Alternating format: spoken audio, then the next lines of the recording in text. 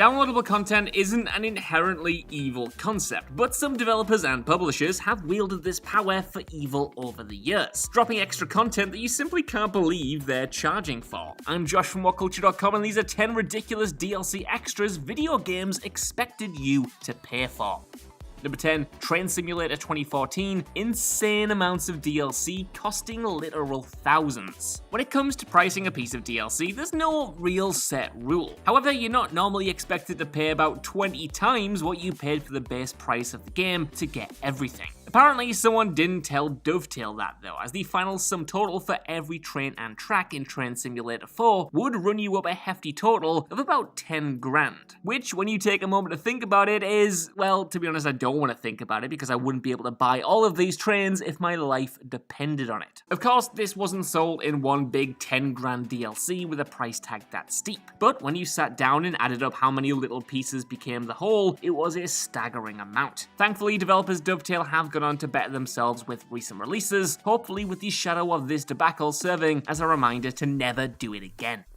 Number 9, Resident Evil 5 Versus Mode. If you came into this list expecting at least one entry from Capcom, well, I've got you covered and then some. Whilst they have improved a bit over the years, there was a time when they were downright villainous, absolute demons who loved nothing more than on-disc DLC. And their first entry on the list starts with Resident Evil 5's Versus Mode. See, multiplayer wasn't really a common theme in Capcom's survival horror series up to this point, but the idea of playing against a friend seemed like a great idea at the time, until you had to pay for it. It wouldn't have been so bad a blow if, say, they'd announced it post-launch as an extra mode down the line, but no, in typical Capcom form of the time, they dropped this bombshell shortly before the game was out. And you maybe would think that they could have bundled it in with one of the story DLCs instead, but no. This meant that playing against a friend would cost you more money on top of the game you'd already bought.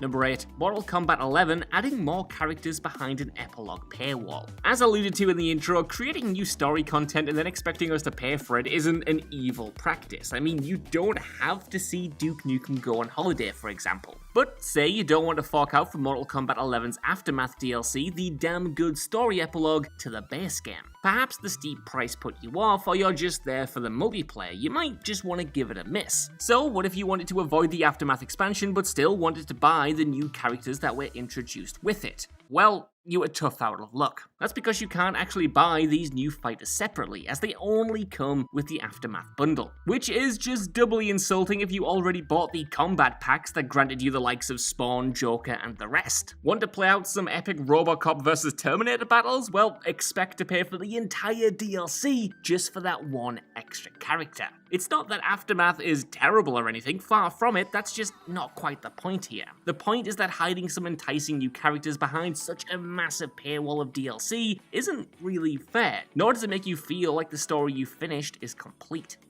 Number 7, Metal Gear Survive an additional save slot. First off, apologies for reminding you of this mess of a game in the first place, and secondly, I don't know anyone that would even play through all of this tire fire to warrant using all 3 of the save slots. Yet someone at Konami clearly did, and they offered up 2 for free, or the standard practice of giving you free save slots, and then expected us to pay real money to utilize the 3rd one. I would, of course, be shocked, but then Konami have done worse things to Metal Gear in recent years. But still, it was doubly insulting that off the back of the spat between Konami and Hideo Kojima, that a company would even contemplate ruining his legacy with Survive in the first place, never mind charging for an extra save slot, which, as you can imagine, did not go down well.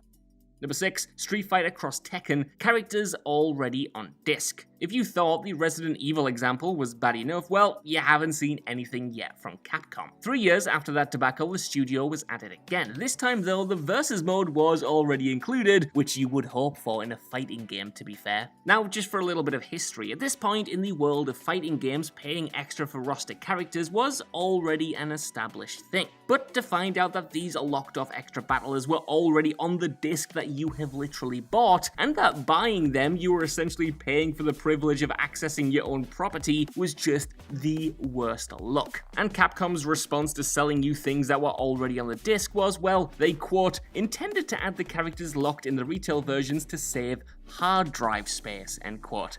It sounds a bit whiffy to me, that, lads. Number 5, The Elder Scrolls 4 Oblivion Fancy Horse Armor. Yeah, you've heard the jokes, you've seen the memes, and generally ridden the waves of derision aimed at Bethesda for this one, yet it is still worth repeating that Bethesda charged you some of your own hard-earned cash to jazz up a horse in a video game. The same Bethesda that are competing with Capcom for the most versions of the same game that they expect you to buy. Of course, you didn't have to buy horse armor, and rightfully so, most people did scoff at it at the time. But it's worth remembering that that was in the early days of the microtransaction craze. Hell, you could argue that this actually kick-started the idea of microtransactions in the first place. Weirdly enough though, despite the controversy, apparently it still did sell really quite well, which I guess makes sense in a world of microtransactions today.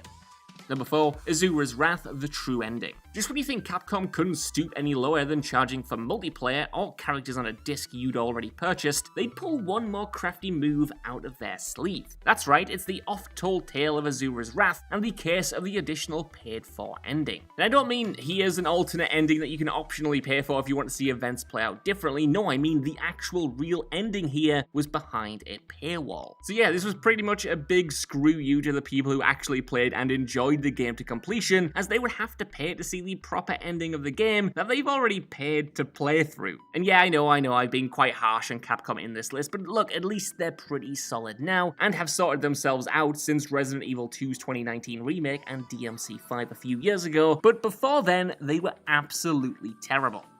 Number 3, Deus Ex Human Revolution Mid-Game Story DLC.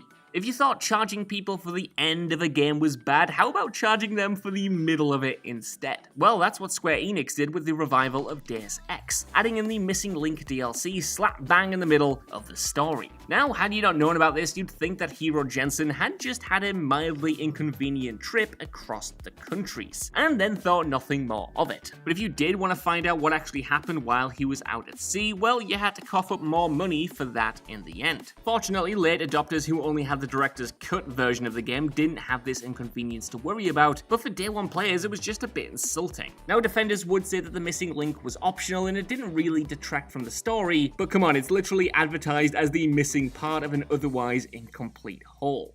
Number 2, EVE Online, a ridiculously expensive monocle. Extras in video games such as EVE Online are not uncommon and honestly not the most egregious example of DLC on the market. After all, these games are constantly played, consistently growing, and have massive player bases with an equally massive scope in terms of things to do, so you can grant them a little bit of leeway. That is, until you see how much one piece of eyewear costs in EVE Online. Specifically, I'm talking about this monocle. Yeah, it's not even a full pair of glasses, you only have enough to cover one eye, which will cost you a whopping $70 or the equivalent. Surprisingly, or perhaps not I guess, it's not the most expensive piece of DLC for this game either. It's just the outlandishness of something so small having such a big price tag to it that gets me every time.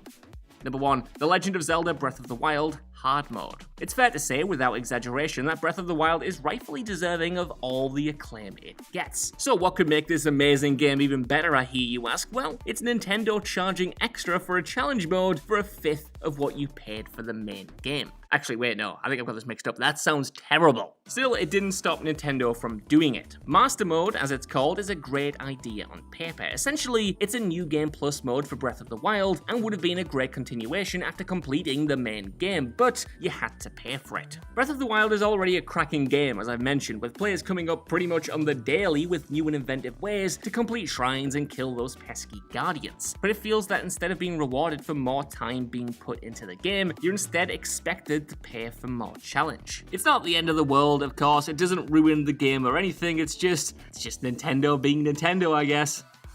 So that's our list. I want to know what you guys think down in the comments below. What do you think about this DLC? And are there any egregious examples that I missed off here? While you're down there as well, could you please give us a like, share, subscribe, and head over to WhatCulture.com for more lists and news like this every single day. Even if you don't though, I've been Josh, thanks so much for watching, and I'll see you soon.